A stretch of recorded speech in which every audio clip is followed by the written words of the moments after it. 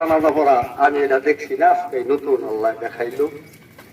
আল্লাহ পাকের ইচ্ছা, সে যারা ইচ্ছা করে তাই করে। তাদের মৌত এক সময় আল্লাহ রেখেছে, তাইরা মরতেই হবে। যা হোক, এই সাইবুল মৌলানা সাহেব উনি আমার ভাতিজা হয়। উনি ওনার বাপ দাদারা কিন্তু কুরাবা খালের লোক, পেশপাড়া। ওই নুরুল ইসলাম সাহেব, ইয়াসিন মুরল সাহেব ছিল, যে ইয়াসিন মুরলের ভাই হলো ওনার দাদা। এখান থেকে তারা ওখানে বাড়ি করছে নিজবা খায়। যা হোক, উনি আলেম মানুষ ছিল। ওনার ব্যাপারে আমরা কি বলবো, উনি নামাজ কালামও পড়ছে, উনি আমাদের চেয়ে অনেক বেশি অভিজ্ঞ ছিল। তখনই ব্যবসা বাণিজ্য করত। লেনদেন তো মানুষের থাকেই, এটা সবারই আছে। যদি আপনাদের কাছে উনি পায়া থাকে, অবশ্যই ওনার উত্তরাধিকারী যারা আছে তাদেরকে দিয়ে দিবেন। আর যদি ওনার কাছে কেউ পায়া থাকেন বা পান, তাহলে অবশ্যই ওনার ছেলেরা আছে, ওনার গোষ্ঠীগীতি আছে, আমরা আছি, সকলেই আছে। ওনার দেওয়ার মতো আল্লাহ শক্তি সামর্থ্য রেখে গেছে। কাজে জানালে অবশ্যই আপনাদের ঋণ শোধ করে দেব। আরেকটা কথা হলো, আল্লাহ পাক মানুষের কোন সময় কি করবে আল্লাহ পাকই জানে।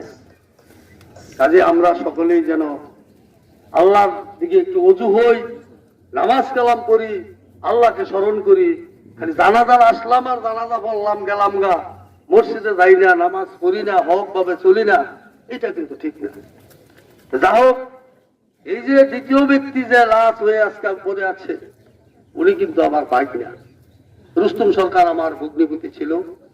আমি নাঙ্গসুমের আকন্দ বাড়ির লোক। আমার আব্দুল হাজি সাহেবের মেয়ের নামাই ছিল রুস্তম সরকার। সে কিন্তু দ্বিতীয় ইয়া করলে এই ছেলেটা হইছে। আগে দুইজন ছিল, পরে গাঁওগুটিও সমাজে চলাফেরা করছে মানুষের সাথে। আপনাদের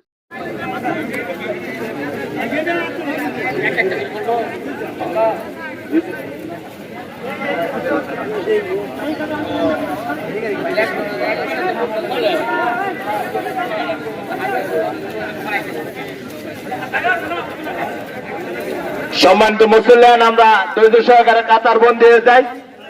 মরহুম সম্বন্ধে সংক্ষিপ্ত আলোচনা করবেন কেন্দ্রীয় ঈদগাহ মসজিদের বর্তমান সাধারণ সম্পাদক মৌলভী সাইফুল ইসলাম। ওনাকে সংক্ষিপ্ত কথা বলার জন্য সবিনয় অনুরোধ করছি।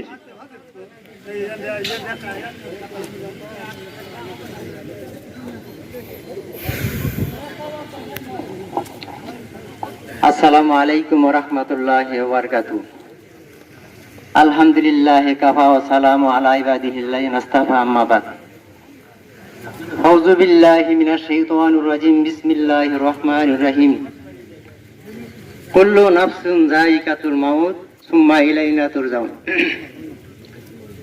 কালান নবী সাল্লাল্লাহু আলাইহি সাল্লাম, আইনা মা তাকুনু ইদরিকুমুল মাউতু ওয়া লা কুনতুম ফি বুরুজিন মুশাইয়াদা। সাদাকাল্লাহুল আযীম। আজকে মাইয়াতের জানাজার সম্মানিত মুসল্লিয়ানে কেরাম, প্রত্যেক জানজার বস্তুর মৃত্যুর স্বাদ গ্রহণ করতে হবে এবং প্রত্যেকেই আল্লাহর কাছে প্রত্যাবর্তন হইতে হবে। আজরাইল আলাইহিস সালাম কাউকে ছাড়বে না।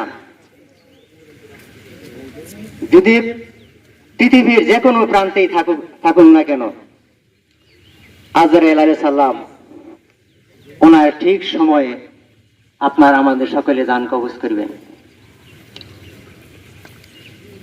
সম্মানিত হাজিরিন, মরহুম সাইফুল মৌলানা সাহেব, আমার ফুয়াতো ভাই, তারা এই জগৎ থেকে পরজগতে চলে গেছেন।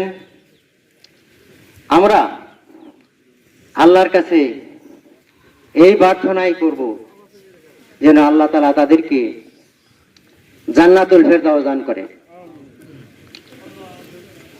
হুজুর পাক সাল্লাল্লাহু আলাইহি সাল্লাম বলছেন, যে বান্দা জানাজার নামাজে অংশগ্রহণ করবে তাকে আল্লাহ তাআলা 2 কেরাত সওয়াব দিবে। 2 কেরাত কি? আল্লাহ রাসূল ফরমান, হে সাহাবীরা, ওই যে উহুদ পাহাড় দেখছো? যে হ্যাঁ হুজুর, উহুদ পাহাড় দেখছি। যে উহুদ পাহাড়ে স্বর্ণ মুদ্রা জেহাদ করার জন্য আল্লাহ রাস্তায় দান করলে যে সব হয়, 1 কেরাত সব সেই জানাজার যারা পড়বে তার আমলনামায় লেখা হবে। সম্মানিত হাজিরিন, এই মৃত 2 ব্যক্তি এই আমাদের এলাকারই লোক। তারা তাদের কথাবার্তা, আচার আচরণে, তাদের লেনদেনে আপনারা তাকে ক্ষমা করে দিবেন। আর ক্ষমার যোগ্য না হলে আমরা আছি বা ওনার ছেলে বাকি যারা আছে পরিবারের পক্ষ থেকে, তারা এই ঋণ পরিশোধ করে দেওয়ার তৌফিক দান দিয়ে দিবি। সময় যখন স্বল্পতা, আমি আর বিশেষ কিছু বলতে চাই না। আমি আপনাদের কাছে সকলের কাছে বিনীতভাবে অনুরোধ করব, আল্লাহর রাস্তে তাকে আপনারা মাফ করে দিবেন, আর ওনাদেরকে যেন জান্নাতুল ফেরদাউস দান করে। সকলে বলে আমিন। আসসালামু আলাইকুম ওয়া রাহমাতুল্লাহি ওয়া বারাকাতুহু।